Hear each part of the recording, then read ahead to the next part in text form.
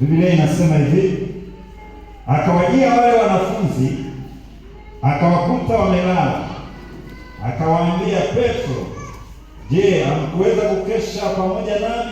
Akawakuta wamelala. Akawakuta watu gani? Wanakuta wamelala. Muulize jirani yako, wewe hujalala? Mshike na mkono kabisa, mwambie wewe hujalala kweli? Mwambie umeamka saa ngapi kwenye maombi leo? Muulize umeamka saa ngapi kwenye maombi leo? Kama wewe hujalala basi. Akawajia wale wanafunzi akawakuta wamelala. Akawaambia, kama ulivyolala wewe hapo. Akawaambia nini? Akawaambia Petro, je, hamkuweza kukesha pamoja nami hata saa moja? Hata saa ngapi? Saa moja. Sema hamkufanya nini? Hamkuweza kukesha pamoja na hata saa ngapi? Saa moja.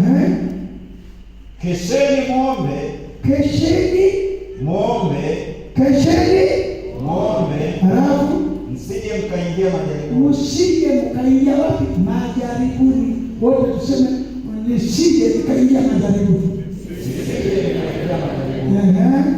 Roho radhi, lakini mwili ni dhaifu. Akaenda tena mara ya pili akaomba akisema, Baba yangu, ikiwa haiwezekani kikombe hiki kiniepuke. Basi Mungu ulibariki neno lako katika jina la Yesu. Amen. Amen. Naomba uniazime masikio usirudi nyumbani. Tumesoma habari ya Yesu. Akaongea na wanafunzi wake. Alikuwa kuta wamefanya nini?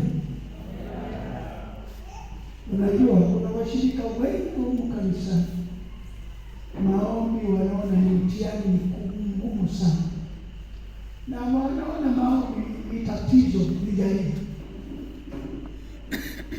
Mimi nasema hivi, kama kweli umeokoka na umedhamiria kwenda wapi, au umekuja ili ujiunge tukujike siku umekufa. Unajua kuna washirika wengine wanaogopa siku ya kufa. Siku moja mtu mmoja nikasikia, alikuwa Muislamu, akasema ila dini yetu nayo nzuri, ila sasa dini yetu, kitu ninachokipenda kwenye dini yetu ni siku umekufa unaita pilau, watu wanakula pilau sana.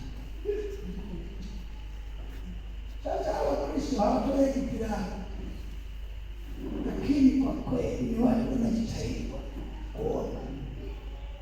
Kizazi cha leo, mimi nakiangalia kizazi cha jana. Unajua Igale, watu wanaisema Igale. Mimi nimebahatika, baba yangu aliishi kule Igale. Kavena, nasikiza mwanangu, acha hiyo kwanza. Baba yangu aliishi Igale, kutoka Igale Mission mpaka pale ilikuwa maili. Kwa hiyo tulikuwa tunaenda Igale, lakini tulio ufahamu wa wokovu haukweli. Kaka alikuwa anasoma pale na huyu mchungaji alikuwa hapo Mwakajia. Walisoma wote na kaka yangu. Sasa Igale, watu wanasema Igale. Uamsho uko mkubwa. Hakukutokea uamsho wowote bila maombi. Igale kabisa. Kwa mfano mzee Magipile, mzee Makarambile, babu yao alikuwa ni shemasi Igale. Unanielewa? Kwa hiyo hao wamenilea mimi. Kwa hiyo wao kitu walichokazia nyakati zao, yapo nyakati za sasa hivi na kwa ngumu sana kuwaweka kwenye mstari mmoja washirika wa sasa. Wao walikazia umoja. La pili waliomba.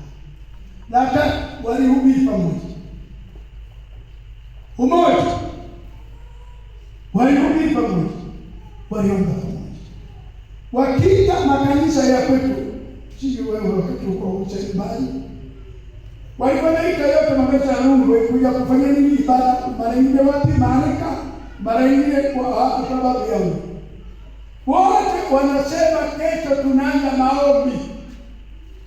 Tulikuwa tunaanza saa 2 mpaka saa 9. Washirika wako kwenye magoti wanaomba.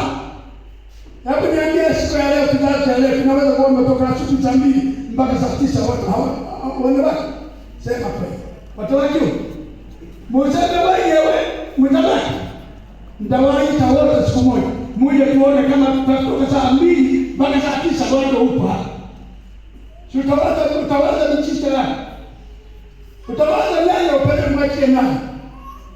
Na washauri washirika wa leo. Mkitaka kweli mmedhamiria kwenda mbinguni, omba. Amina. Usibaki mkavu kila leo ni TV na hii simu hizi zimekuwa shetani kabisa. Simu siku ni uchawi mkubwa. Watu walileta yani unakuta mtu hata umkanisani wengine wameacha watu simu hawajafunga. Unapoenda kuhubiri unaona na chati. Na wanasema kama uko hapa ondoka nenda kwako. Kwa chati nyumbani kwako. Hapa hamna. Nimewaagiza wachemasi wakikuona unafanya hivyo wanakutoa nje, toka. Wewe kwa maana nisikukuita. Hapa sio mahali pa kutakia simu zako. Mnanielewa? Hii ni nyumba ya Mungu, si nyumba ya makasaka. Kwa hiyo kama ni nyumba ya Mungu lazima kuheshimiwe. Na ibada zote lazima ziheshimiwe. Na ziheshimiwe sina makasaka. Na watu wote wanaoingia hapa lazima wajue Yesu yuko hapa. Yesu anaponya, Yesu anaokoa, Yesu amepita kwetu kabisa. Piga makofi mazuri kwa Yesu. Yesu analeta kule katika. Na wachukua wajabu sana. Tukiita naleta simu.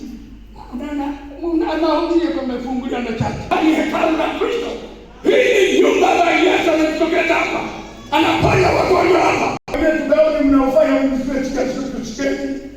Tubrachi ndio nafika. Marufuku. Amina. Marufuku kama utakuwa hapa.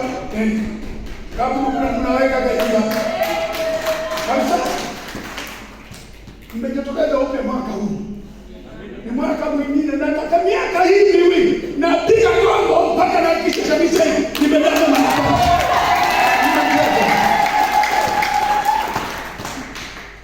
Unafikiri hapo hivi na cheche na sisi. Bado nipo. Haleluya. Haleluya. Unajua watu wa kubembeleza na watu wengine wanafanya vituko tu kanisani. Eti tu kwamba nimeshika katoto. Sadaka yako msitaki kama hivi unaishi maisha yako. Tunakuja hapa kwa ajili ya mfalme. Hatuji kwa ajili ya makataka wala kwa kapenga wala kwa nani. Tunakuja kwa mfalme Yesu. Yesu anastahili kuheshimiwa, kutukuzwa, kunyenyekewa, kuabudiwa. Ndiye mfalme wa wafalme. Unafikiri kama hivyo kapenga nimepata? Kama si Yesu huyo kapenga, mimi sijasoma kama kapenga. Lakini amejishinda kapenga kutafuta kusoma. Dr. Agogo. Wewe ni dokta. Na mwingine yuko kule. Ingawa sasa wamekuja kwa ajili ya Yesu. Sasa kama Yesu amewaeleza tusichafue kwenye kisima chetu. Kama kisima chako umechoka kuna maji hapa, nenda kule ambako wanavaa kutoka kutula mpaka hapa. Nenda kafanya vile unavyotaka huko, ukakae hapa. Hapa mwisho. Na waagiza mashemasi. Tuona msichana baada kufanya ameokoka ila mgeni msimfukuze. Yule ambaye ni mwenyeji ametubalia digauni ya maji mumfukuzie huko. Au mnunue vitenge vya kuavika kanga. Wawe na kuja na washika huko na wana. Haleluya. Haleluya. Akawajia akakuta unafikiri kitu gani kinafanya watu wana? Ndio hivyo. Vya kurahisisha ibada. Watu wanaanza kulala usingizi kanisani kwa sababu wanaleta mchezo kanisani. Hawataki kumwangalia Yesu aliyemjia. Wanataka kuangalia siri. Wanataka kuangalia umaarufu wao. Wanataka kuangalia vile walivyo. Hapa sivyo ulivyo. Tunakuja kumwabudu Yesu, mfalme wa wafalme na Bwana wa mabwana. Hapa tunakuwa mbali wetu wengine asubuhi na mapema. Tunakuja hapa msipatona ili tukuangalia vile ulivyo. Tuangalie vigauni vyako vipaswa mpaka marufuku. Vigauni vyapaswa huku chini. Hakika nguo inapita. Vipaswa vigauni. Hapo unaweka viguo vingine ndani virefu. Unapotembea tunakiona kiguo kingine kimebana huko. Ndio kazi yetu ya kuangalia viguo vyake. Maana umelala. Pepo wabaya wa ile kutoa fungu wamekudanganya kwamba ni mwiko. Na tena mtu yeyote aliyeokoka, anayemcha Mungu, anayetoka katika roho na kweli, lazima atoe fungu la Mungu. Katiba yetu mengine nimeweka tu makusudi hapa. Lakini kweli katiba ni miezi mitatu. Sawa? Sawa? Wengi wamelala. Hata kimaombi. Yesu akakuta ni wanafunzi waliotembea na Yesu. Wakafika kule. Wakaanza kuchapa nini? Muulize wewe utapia usiku kwenyewe. Unaomba na saa ngapi usiku? Una masaa mangapi naomba? Muulize. Mshike mkono. Mwambie wewe unaomba usiku kweli. Tangu lini umeanza kuomba? Ndio maana na maporojo mengi sana. Watu wanataka kwa nini? Anakwenda kwa ingia wanaingia kwa unyenyekevu, utafikiri malaika wadogo. Kumbe hamna kitu chochote. Mtu mmoja ni mnyenyekevu, mpenda watu, ni ana imani, ana heshima na utii kwa Mungu na kwa viongozi wake. Mtu mmoja si msemaji sana. Akakuta mmelala. Akasema, mbona hamwezi? Hata kuomba za ngapi? Sana. Usiku na kuomba. Wewe unasema usiku nimeota, yana nikanda wala kukanda vija wale maana ndio rafiki zako. Mungu aliyokoka wewe ukanda vija na pepo usiku ya uchawi. Amina. Kwanza kile chumba tu anatolala mtu mwombaji ni chumba cha hatari sana kwa mchawi wala hawezi kutukuta. Hawe. Wanakukanyagia wachawi kwa sababu huombi. Leo nakuamsha omba. Biblia inasema tuombe bila kukoma. Wala tusikate tamaa. Haleluya. Kazi ya mshirika ni kuomba bila kukata tamaa. Ni kuponda ngome za shetani. Ni kukanyaga ngome za shetani. Ni kuharibu ufalme wa shetani. Huwezi kuharibu ufalme wa shetani kwa mawazo. Ni kwa kuomba. Haleluya. Haleluya. Haleluya.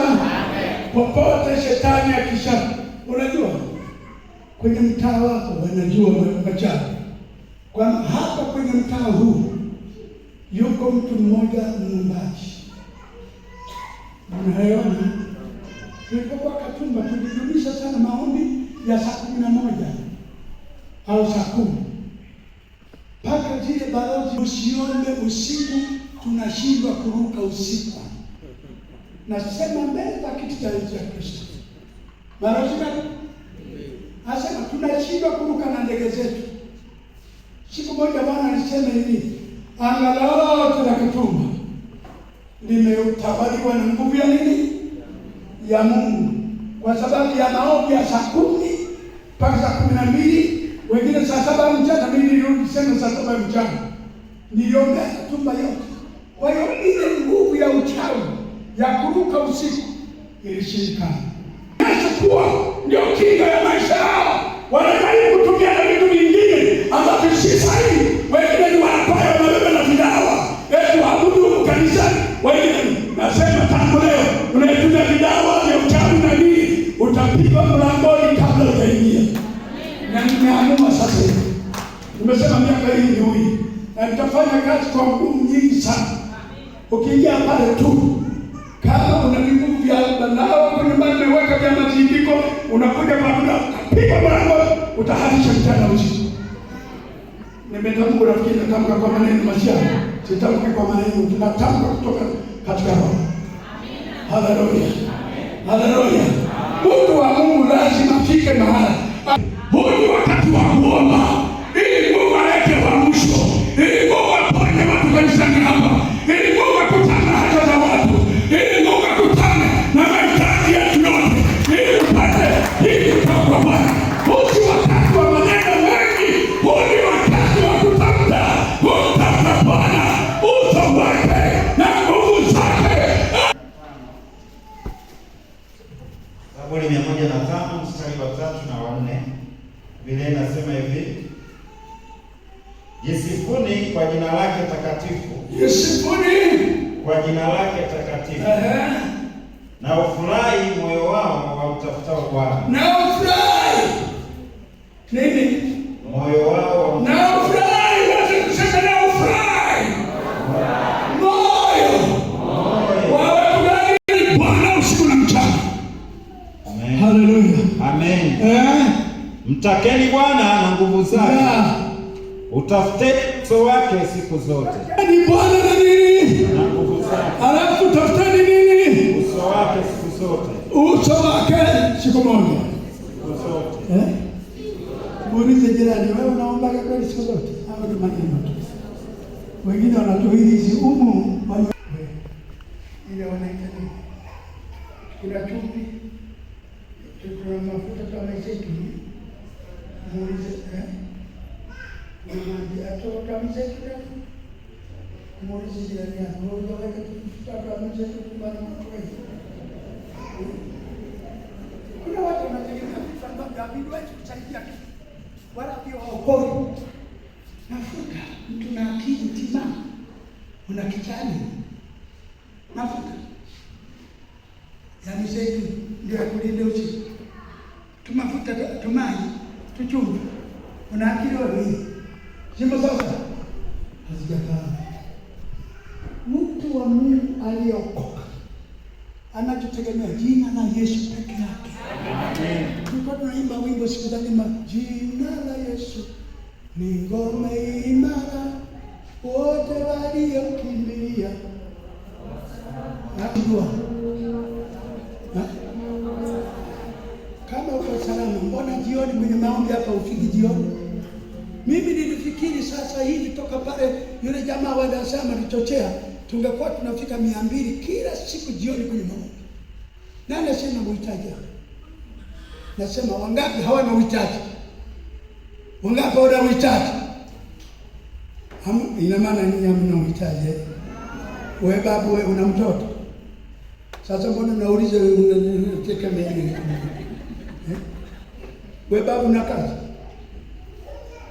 Wote mna kazi? Mmeajiri wa serikali? Wewe una kazi? Wewe ni msomi. Wewe wapi mnawawani?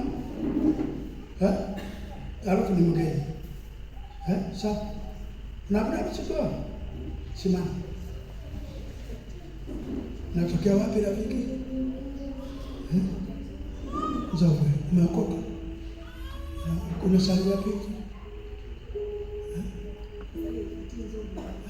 Nimeona sura yako mgeni. Ni mchungaji baba wa wote hapa. Lazima nijue kuna mtoto mgeni ameingia. Piga makofi kwa ajili yake.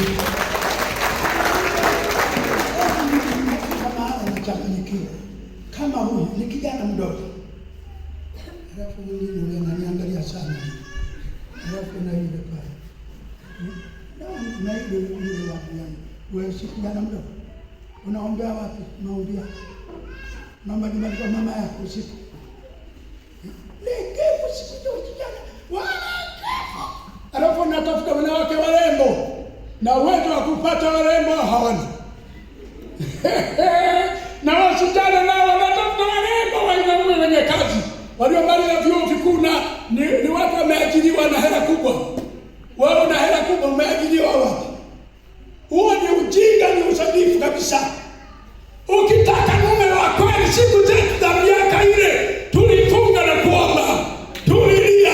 Mimi nawaambia kweli, nilikuwa natoka kule wa chuoni, nikiwa chuoni kabla sijao, nilikuwa natoka kule chuoni kule, naenda milimani kule juu kwenye miti ya kule chuoni Itende, naenda peke yangu. Nakumbuka kulikuwa na sokomoko moja, walitaka kunipiga mbara kwa ajili ya yule mama wa kwanza. Wajamaa kule Arusha wakapanga mpango ni wapindue. Mimi nikawa naenda kule milimani usiku, nasema Mungu unasema sio hapana. Mungu akasema huyu akaa kama